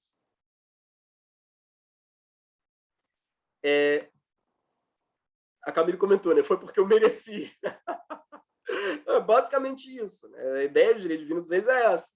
A Raquel também comentou, né? Dos mesmos criadores da mão invisível do mercado, cheguei à mão invisível do rei. Sim, sim, exato. Quisera Ana Bolena que a mão fosse invisível. Há um ponto que eu acho muito interessante. Acho que a Mariane está com a mão levantada de novo, Mariane? Acho que só esqueceu de... Ah, não. Beleza. Há um outro ponto. Hobbes, eu acho que é muito emblemático ao desenvolver essa discussão. Tem um texto de Hobbes que eu acho maravilhoso, chamado Diálogo entre um Filósofo e um Jurista. O diálogo é muito interessante, porque o Hobbes ele vai colocar um filósofo positivista, digamos assim, defendendo que só o rei cria normas, né? E um jurista justnaturalista, com a cabeça ainda na Idade Média, que vai defender que o trabalho do jurista é um trabalho prudencial, é um trabalho que se vale da razão, né? O Hobbes vai até dizer, olha, mas toda razão é subjetiva, então não há como a sua razão, se o direito ele é feito pela razão do jurista, haverá tantos direitos quanto juristas existem. Se o direito ele é subjetivo, ou melhor, se a razão ela é subjetiva, eu preciso estabelecer uma única figura autorizada a, com base na sua razão subjetiva, dizer o que é o direito naquele território. Por uma razão simples, por uma razão de homogeneidade. Eu preciso unificar aquela população. Num contexto em que cada um acredita que é capaz de descobrir o direito com base na sua própria consciência, o que eu tenho é um cenário de fragmentação absoluta. Então é preciso que o rei se torne, e aí a expressão do Hobbes, o juiz supremo. E o Hobbes ele é muito emblemático nesse texto, ele é muito enfático nesse texto. Ele vai dizer, inclusive, o seguinte: para isso, o rei precisa, inclusive, expulsar do seu território a igreja. A igreja ela precisa estar necessariamente vinculada ao rei, para que a igreja não exerça poder jurídico. Ele precisa expulsar as corporações de ofício, os sindicatos, digamos assim, né? Ele precisa expulsar qualquer outra figura que concorra com ele nessa autoridade de dizer o direito, nessa autoridade de impor o direito. Porque o direito é fundamentalmente a vontade do soberano, o direito é a razão do soberano. Tranquilo até aqui, gente? Há um livro muito interessante sobre esse tema, que é o As Fundações do Pensamento Político Moderno, do Quentin Skinner. Então, acho que fica referência para quem tiver interesse. O Henrique VIII Pira. Bom, mas é muito isso. Isso estava em discussão ao longo do século XVI e XVII de uma forma muito intensa. A ideia de que não é o direito natural, não é o direito, de forma geral, né, que dá poder ao rei. É o rei que dá poder ao direito. O direito existe na medida em que existe uma figura dotada de poder de mando que diz isso é direito e isso não é direito. Isso é muito novo, digamos assim, né? Novo no sentido de que não é medieval. Isso começa a partir desse momento, né? Há duas referências que eu acho interessantes aqui, né? O primeiro é Elizabeth, a Rainha de Ouro. Na verdade, os dois filmes com a Cate Blanchett sobre Elizabeth eu acho que são muito bons. E o segundo, se vocês observarem as peças históricas do Shakespeare, Ricardo II, Ricardo III, Henrique IV, Henrique V, todas elas mapeiam esse processo de centralização do poder político e jurídico em torno do rei. Mas eu não vou entrar nessa discussão, não, até porque, enfim, ficaria um milênio aqui. Prof, diga. Uma dúvida. Esse teria sido mais um caso do tipo o direito se adequando ao costume da época, tipo, porque a concentração do poder, do poder nas mãos do rei vai ser meio que uma necessidade na época, tanto por parte da nobreza, quanto que está atemorizada e com medo das revoltas de tudo que está dando errado, quanto da burguesia. Fantástico. E eles veem nisso uma oportunidade de botar o poder no rei. E agora o direito está meio que se alterando para justificar essa nova ordem. É tipo isso? É certo pensar e dizer isso? Não, sem dúvida. Se tem um direito que ele é instrumentalizado para justificar o poder dessas grandes famílias reais, né?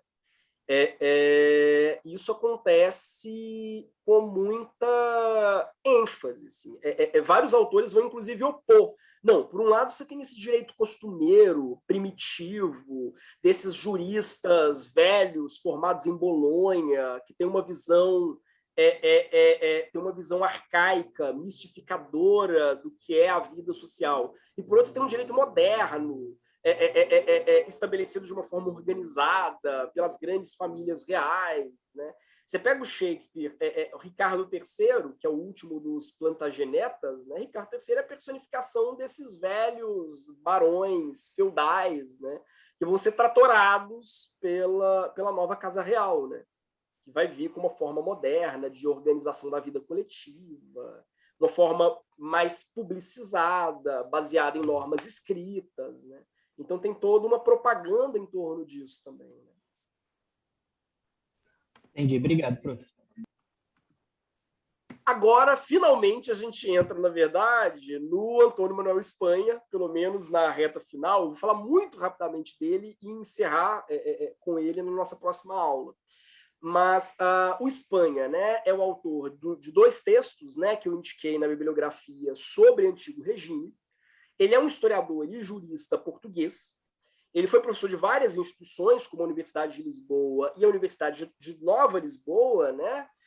Universidade Nova de Lisboa, perdão. Ele foi também professor na Universidade de Coimbra. E ele é autor de várias obras. Ele é autor de As Vésperas do Leviatã, que é um livro justamente sobre o Antigo Regime. Ele é autor de um manual de história do direito. Eu acho meio chato, mas é um manual que cumpre a função, que é Cultura Jurídica Europeia, Síntese de um Milênio. Eu li esse manual inteiro, então me sinto autorizado a dizer que é chato. E é autor daquele que, para mim, é o melhor livro de introdução ao direito, que é o Caleidoscópio do Direito. Aliás, 2 livros que eu acho sensacionais, o Caleidoscópio do Direito e o Elementos de Teoria do Direito, né, do Edgar da Mata Machado. Mas o Caleidoscópio do Direito tem a vantagem de que é bem mais recente. Né? É um calhamaço, é um livro gigante, mas é delicioso de ler, é absolutamente delicioso. E o Espanha, ele... sim, Caleidoscópio, nome lindo. E o Espanha, até pelo fato de ele assumir isso como uma abordagem. Ele vai dizer, não, o direito ele é um fenômeno que se mostra de muitas formas. O direito é norma, ele é instituição, ele é luta social. Então, não é possível pensar o direito a não ser de uma forma que seja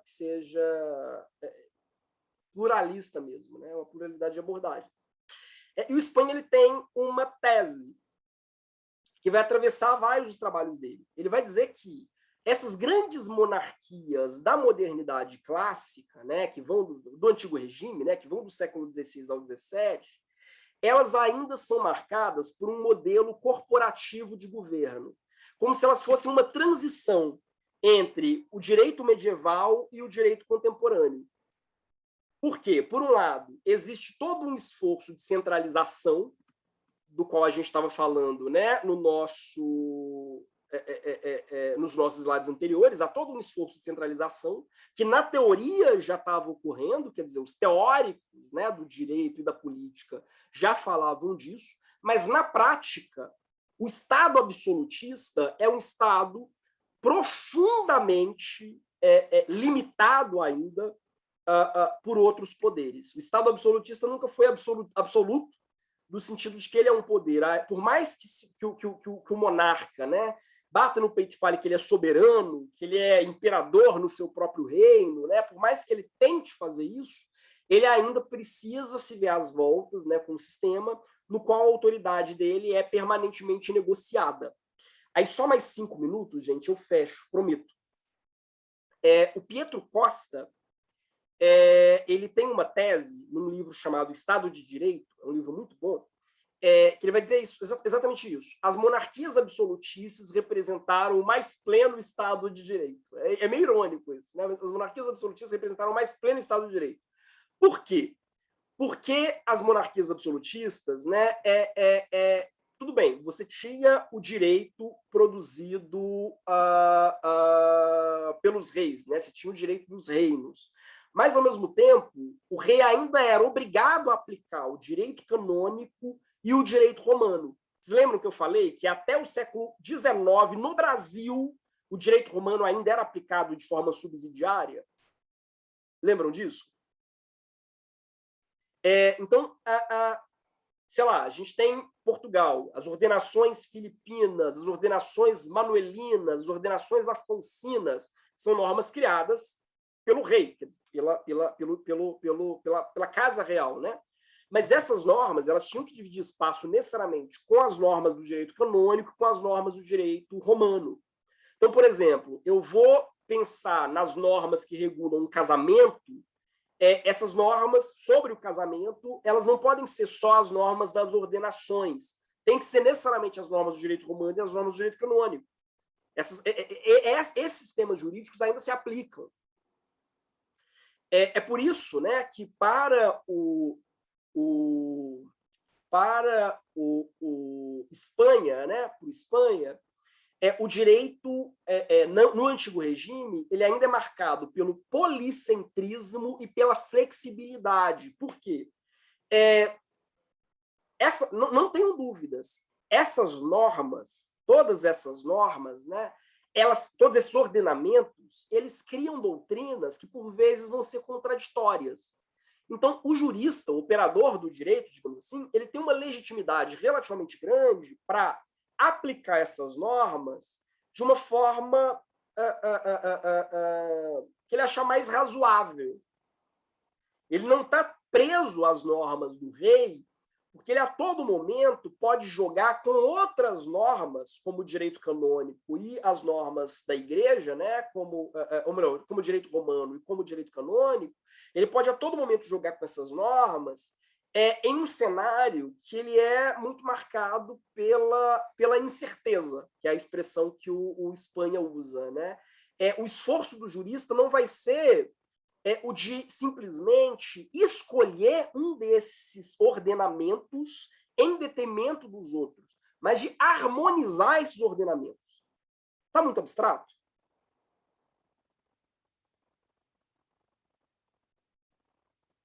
Professor, não entendi essa parte do direito romano. Não, porque vocês lembram que eu falei do direito romano? O Código Justiniano, todas aquelas normas produzidas ao longo do direito romano, que não eram normas propriamente, né? Eram jurisprudências, digamos assim, né? Eram arrazoados do direito romano. Eles são ainda aplicados hoje como fonte do direito. Uhum. Era aquele compilado, né? De todos os... Exatamente, exatamente. Sim, entendi. Vocês percebem? O Código Justiniano ainda é aplicado aqui. Teve alguém que disse, eu coloquei aqui uma imagem da Favorita, esse filme é horrível, a Mariane. Há um ponto que eu gosto muito nesse filme, há um ponto na Favorita que eu gosto muito, que é quando, né, quer dizer, o filme é basicamente uma rainha na Inglaterra no século XVIII, já bastante depauperada, enfim, a rainha já está idosa, meio senil, e ela tem uma amante. E a amante, na verdade, manda no reino, né? A amante da rainha é a pessoa que toma as decisões por ela. Só que uma jovem moça entra no reino, entra na corte e acaba chutando a amante, tomando o lugar dela. As duas disputam pelo amor da rainha, mas essa nova, essa new girl, né, essa nova garota no jogo, ela acha que, se tornando amante da rainha, ela vai ter, uau, que maravilha, vou agora viver tomando suco de uva e banho de sol.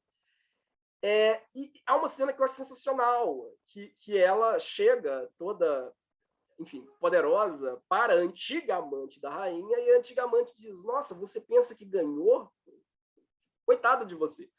Por que coitada de você? Porque realmente ela está num contexto em que o poder da rainha, na verdade, é um poder que não é absoluto, é um poder que ele é dividido por vários outros atores e com a necessidade permanente de atender a demandas que são impossíveis, de barões, duques, da igreja.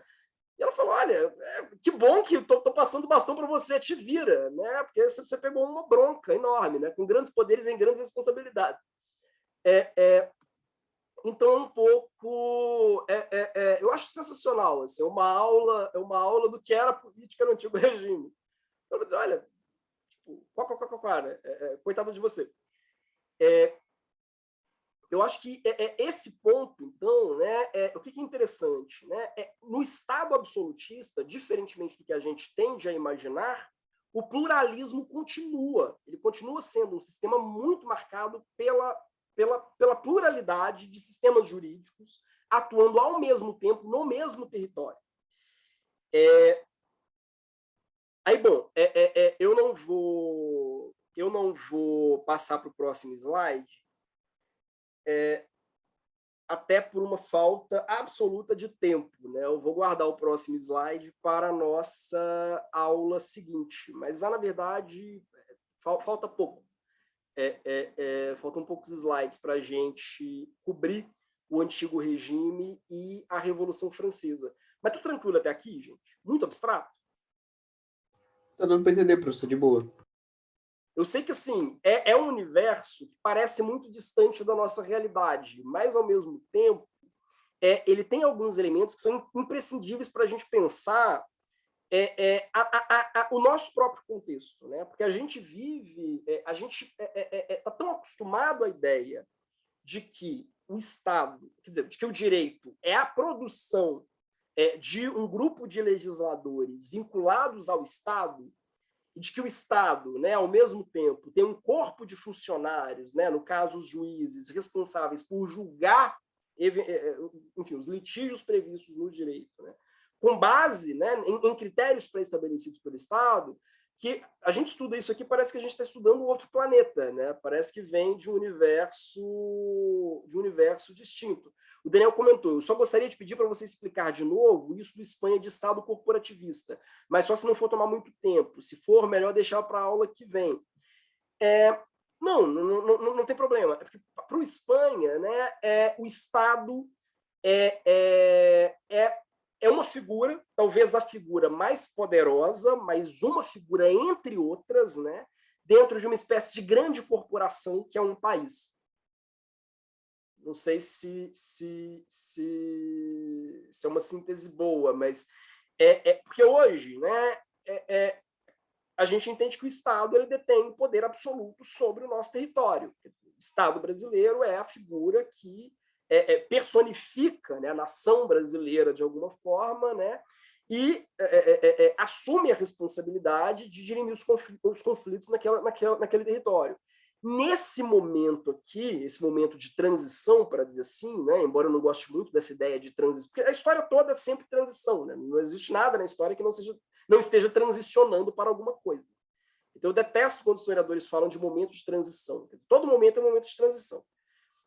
Mas essa passagem, né, de um direito medieval pluralista para um direito contemporâneo monista, né, é uma passagem no qual, ainda que o Estado ele já exista, né, e haja toda uma mitologia em torno da ideia de soberania, é o soberano que manda nesse território, por aí vai, mas ele é uma, como é que eu vou dizer? Ele é uma corporação entre outras. Ele divide o poder dentro de um sistema que é corporativo, com outras entidades além dele.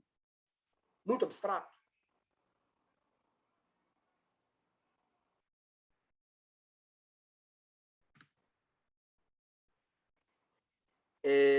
Deixa eu ver, o Daniel comentou aqui também. O Estado não seria o único campo de poder, como ideia de soberania faria crer, mas apenas mais um campo de poder em meio a outros campos de poder. Perfeito, exatamente. Exatamente. Eu quero que vocês fixem, isso. Então, por exemplo, quando a gente fala, né, de ordenar... Porque, por exemplo, né, muitos manuais de direito, manuais ruins, você vê um manual de direito fazendo isso, pega e joga no lixo.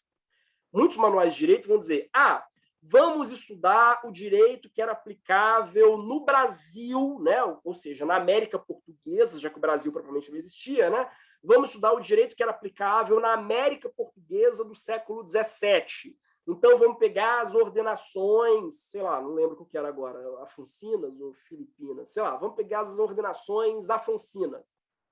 Mas as ordenações afoncinas são só uma parte do direito que era aplicado no Brasil, né, no século XVII. O direito canônico era aplicado no Brasil no século XVII. O direito romano era aplicado no Brasil no século XVII. Se você estuda exclusivamente as ordenações afoncinas, você não vai entender como era o sistema jurídico brasileiro no século XVII, porque o sistema jurídico brasileiro no século XVII pressupunha a utilização de todas essas fontes distintas. Era um direito muito mais baseado nos costumes, muito mais baseado nessa ideia de uso da razão prática, do que simplesmente de aplicação direta das ordenações. Tem um livro de uma professora, é um livro de história do direito, de uma tal de Flávia alguma coisa, mas é um livro muito ruim. Exatamente por causa disso. Quer dizer, ele segue uma lógica, que é uma lógica que a gente poderia dizer que é uma lógica, eu não vou nem dizer que é positivista, uma lógica que é estatalista. Ela acha que direito é fundamentalmente norma geral e abstrata produzida pelo Estado. Se você vai ler o direito medieval ou o direito do antigo regime com essa cabeça, se você vai ler o direito no Brasil do século XVIII com essa cabeça, você não vai entender o que foi o direito no Brasil do século XVIII. É isso que eu acho que é crucial. Aí vamos pegar coisas mais próximas de nós. Assim, né? Se a gente pega, por exemplo, eu tenho um colega, eu vou voltar a esse tema mais para frente, né? Mas eu tenho um colega na FND que fez uma pesquisa muito boa, muito interessante. Eu participei da banca dele, o Júlio César.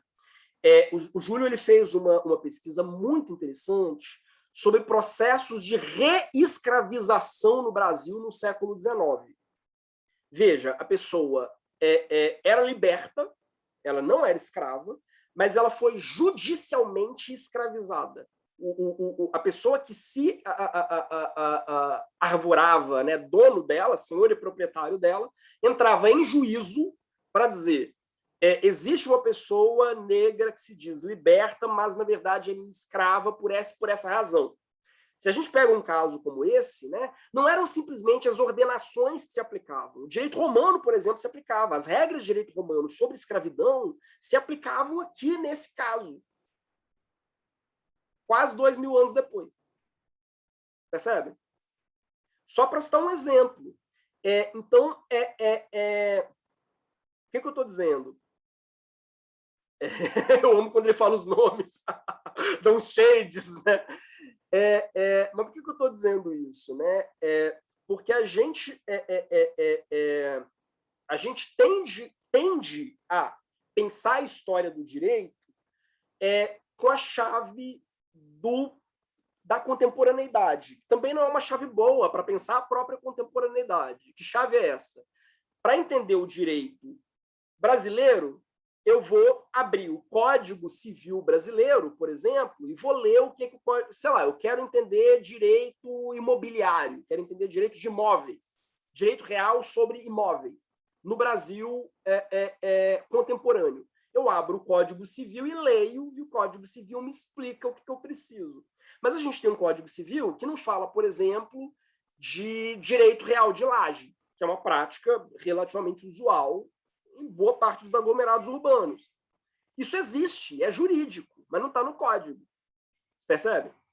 Se esse tipo de análise, né, de confundir o direito com a lei, já é errada para entender como o direito funciona, para fazer um mapeamento correto de como o direito funciona hoje, que dirá no século XVII ou XVIII, em que realmente eles nem tinham a pretensão de fazer isso, de construir um sistema jurídico vinculado ao Estado, vinculado à lei estatal, que respondesse por tudo. que eu comentou, né? Kelsen morre se visse o direito brasileiro do século... Eu botei errado, era século XIX. Século XIX, né? Sim, porque, e veja, é uma situação tão interessante que a gente não pode nem falar em hierarquia de normas. Porque qual norma vai preponderar se a norma, se as ordenações filipinas, se o direito romano, a decisão é feita caso a caso, dentro de um processo que é negociado e que depende muito dos pressupostos, dos preconceitos, das prerrogativas do juiz. Percebe? Então, não existe um critério. Aqui está o direito, as ordenações filipinas, né? O direito português, depois o direito romano, depois o direito canônico. Não existe isso. A norma ela vai ser sempre uma costura, e sempre uma costura que depende de um certo grau de criatividade, né? E ela é feita caso a caso pela pessoa que está aplicando. E é uma costura que ela vai se dar a partir dessas múltiplas correlações de forças. Vou dar um exemplo. Assim. Na imensa maioria das vezes, não é raro, a norma simplesmente não era aplicada. Era feita uma negociação e as partes, vamos dizer assim, entravam em acordo precisamente para que a norma não fosse aplicada. Percebem? Tem um estudo sobre o direito na Florença do século XVI, que é muito interessante. Ele vai dizer, olha, a imensa maioria dos processos por homicídio não terminavam na aplicação da norma, da sanção florentina que previa a pena para homicídio. Elas aplicavam com uma negociação entre as partes. Eu entrava contra você em juízo para te forçar a negociar comigo. Mas o propósito do processo não era a sentença, aplicando aquela norma abstrata ao caso. O propósito do processo era te forçar a uma negociação. Você percebe? Então, quer dizer, uma lógica muito diferente da nossa, assim, em termos do papel da lei, né, e do papel do jurista, propriamente. Eu falei demais, né, gente? Desculpem, acabei me estendendo muito. Mas na próxima aula, a gente já vai falar do antigo regime na colônia, e aí, no caso, na América Portuguesa, para agradar o Gabriel, acho que o Gabriel já foi embora. O Gabriel não, o João. Vamos falar um pouco da aplicação desse sistema aqui na América Portuguesa. Eu tenho uma série de críticas ao Espanha, mas aí eu guardo para a próxima aula. Há uma série de críticas, não só minhas, né? Há várias pessoas que fazem essas críticas à abordagem do Espanha. E aí drops, assim, falar um pouquinho da Revolução Francesa e já do sistema jurídico brasileiro propriamente dito, né? Quer dizer, em tese, chegamos à América Portuguesa. Dante. Mas o senhor vai voltar nesse slide aqui, né? Que se eu não botar essa polêmica aqui do Borba Gato, não vai falar dela. Vou, sem dúvida. Sem dúvida. Assim. Porque, não, gente, quando chegou, eu falei, caraca, vai terminar assim? Aí... Vou comentar, faço questão.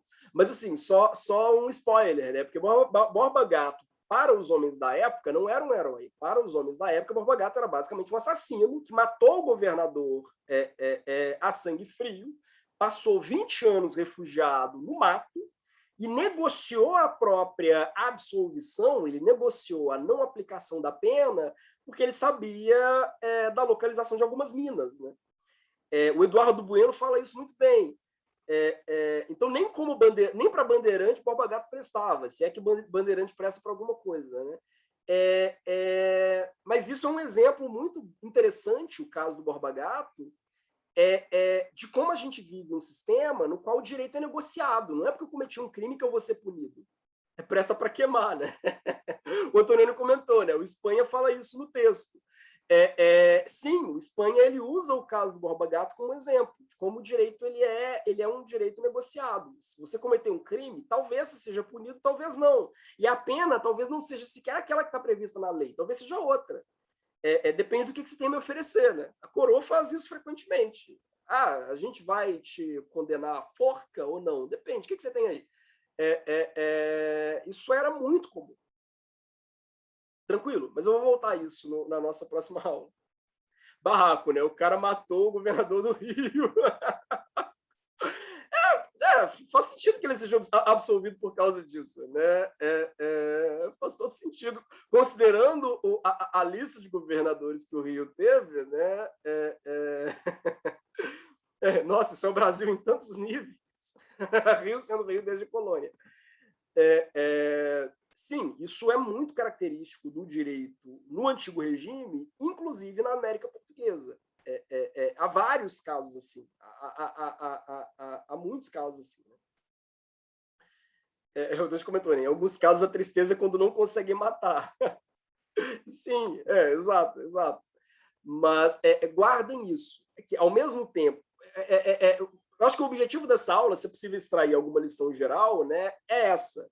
Desconstruam um pouco essa ideia de Estado absolutista. Ou de que o Estado absolutista é um Estado que tem um sistema de centralização política e jurídica muito radical. Pelo contrário, é um sistema muito... não por vontade própria, digamos assim. É um sistema que, até pela correlação de forças, é um sistema muito precário. Vejam, por uma razão... É só a gente pensar até em termos de América Portuguesa, a capacidade que o rei tem, né, que o rei tinha, de espalhar, de se capilarizar, né, de espalhar os seus representantes por todo o território, né, e manter uma espécie de poder de polícia ou de controle por esse território, é muito menor do que, enfim, o Brasil passa a ter a partir do século XX. Né? Bom, mas enfim, já me estendi demais. Obrigado pela atenção, desculpa qualquer coisa. E a nossa próxima aula, então, a gente já começa cortando cabeças com a Revolução Francesa e entra propriamente, aliás, quer dizer, da próxima aula até o fim, com história do direito brasileiro. Na verdade, história da América Portuguesa e história do direito no Brasil. Tranquilo, gente? A Camille perguntou qual o texto da próxima aula. Eu não lembro. Eu acho que o texto da próxima aula é o texto do Diego Nunes. Salvo engano, é o texto do Diego, mas eu vou dar uma olhadinha e falo para vocês. Vou pedir para o Lucas para falar lá no grupo do Face. Pode ser? Professor? Ô, professor. Oi. Não, pode falar. Não, era para perguntar sobre a redação. Dúvida, não sei se você pode falar. Na verdade, quando a gente tratar da redação, querer relacionar com o texto, a gente pode pegar um aspecto específico do texto ou tem que ser a questão central que o texto coloca para a gente relacionar? Não, pode pegar um aspecto específico. Se quiser criticar o Espanha, por exemplo, fica à vontade, terá meu apoio. Mas amanhã eu falo das minhas críticas a ele. Tá bom, obrigada. Pode ser um aspecto específico. Tranquilo? Professor, o texto da próxima aula é do Antônio Manuel Espanha, só rapidinho para falar para o senhor. Não, do Espanha seria para a aula de hoje. Eu fiz um combo, eu juntei o do Espanha e da Lin Hunt. O da próxima aula já seria... Na próxima aula não sei, eu pensei que da próxima aula era esse do Antônio Manuel. Isso, mas então... o da próxima a gente não já tá na próxima aula, né? A próxima aula... exato. Eu acho que a próxima aula, tipo assim, seria o Espanha mesmo, porque a gente tá começando a entrar no Espanha, não é isso? É porque, na verdade... acho que como o senhor já pediu para eles lerem a Lin Hunt, a próxima aula seria o Diego Nunes mesmo. Exato. Próxima aula, o Diego Nunes. Porque, assim, eu deixei o Espanha como leitura opcional. Até porque eu acho que é mais interessante, a despeito de eu discordar mais da Lin Hunt, mas como eu já trouxe em aula vários pontos do Espanha, tanto na aula anterior sobre o Paulo Grossi, porque o debate do Paulo Grossi e do Espanha são muito próximos, né? Os dois estão falando de pluralismo, embora um esteja falando de pluralismo na Idade Média e outro no Antigo Regime. O tema da Lin Hunt já é um pouco diferente, né? Ela vai falar um pouco das declarações de direitos, que é um ponto que a gente vai passar muito en passant, é complicado, né? Mas a gente vai passar muito rapidamente na nossa próxima aula, por isso eu pedi para vocês lerem ele e não os do Espanha. Do Espanha fica opcional. Mas já na próxima aula eu espero a gente comece pelo menos o texto do Diego. Tranquilo? Tranquilo. Professor, tem uma dúvida sobre o trabalho. Os autores que a gente tem que relacionar são os que a gente discorreu na sala ou só os que são leitura obrigatória do trabalho? Qualquer um dos autores que a gente discorreu, em tese, pode ser utilizado. É claro que, dependendo do autor, sei lá, eu cito um monte de gente meio que aleatoriamente, né? Eu acho que já deve ter aula que eu falo do Leandro Carnal. Se você quiser, não, ele falou do Leandro, então quero usar o Leandro como base. Aí fica um pouquinho complicado, né? Tem uma aula que eu falei do Olavo de Carvalho, vou então usar o Olavo de Carvalho como referência. Já complica um pouco. Entendi, então são autores assim, relevantes, né, para discussão. Exato. Entendi, obrigado, professor. Tranquilo, gente? Podemos fechar? Bom, é isso. Boa noite a todos. Desculpem o caos, desculpem os, 20 minutos roubados da noite de vocês. Um bom descanso, uma boa semana e até semana que vem. Boa noite, professor. Obrigado, professor. Boa noite. Boa noite, professor. Tchau. Desculpa a gente aí te estender tanto isso. Valeu, Dante. Abraço, tchau. Tchauzinho. Valeu.